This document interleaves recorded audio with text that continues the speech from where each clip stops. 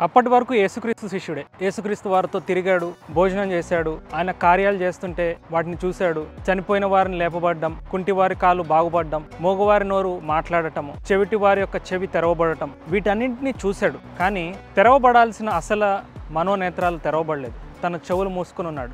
తన యొక్క హృదయం తెరవలేకబడి ఉంది. ఇలానే చాలామంది క్రైస్తవులు కూడా దేవుని యొక్క వాక్యము, ప్రార్థన శక్తి, స్తుతించుట యొక్క గొప్పతనము, వాక్యానుసారమైన జీవితము, సేవకుల యొక్క బోధ వింటున్నారు కానీ దాని యొక్క శక్తిని గ్రహించలేకపోయి ఉంటున్నారు. మొత్తానికి అలా అంతా తిరిగిన వ్యక్తి ఒకరోజు యేసుక్రీస్తు వారిని అప్పగించడానికి దేవునికి విరోధంగా లేచిన వారి చెంతకు చేరి 30 వెండి నాణాలకి దేవుణ్ణి అప్పగిస్తానని సమయం కనిపెడుతూ ఉంటూ ఒకరోజు గెత్సెమనే తోటలో దేవుడు అక్కడ ప్రార్థన చేస్తున్నప్పుడు అక్కడ పట్టిస్తాడు. తర్వాత వన్ ఫైన్ డే తెలుసుకుంటాడు ఏంటంటే, అయ్యో నేను ఇంత ఘోరమైన పాపం చేశానా, నేను ఏమి పాపము చేయని నిరపరాధి రక్తమును అప్పగించి పాపము చేసి తినని ఒక భయంకరమైన ఒక పశ్చాత్తాపంతో ఏం చేయాలో తెలియక ఉరిపెట్టుకుంటాడు. యూదా ఇస్కరియోతికి బహుశా పశ్చాత్తాపడడానికి, మారు మనసు పొందడానికి వీలు కలగలేని పాపం తను చేసాడేమో. కానీ చాలా మంది ఎంతో కాలం నుండి యేసుక్రీస్తుని అమ్మివేసే పరిస్థితుల్లో ఉన్నారు. బాహాటముగా దేవుణ్ణి అవమానపరుస్తున్నటువంటి వారు ఉన్నారు. మరి వారందరికీ కూడా దేవుడు ఈరోజు మాట్లాడుతుంది ఏంటంటే,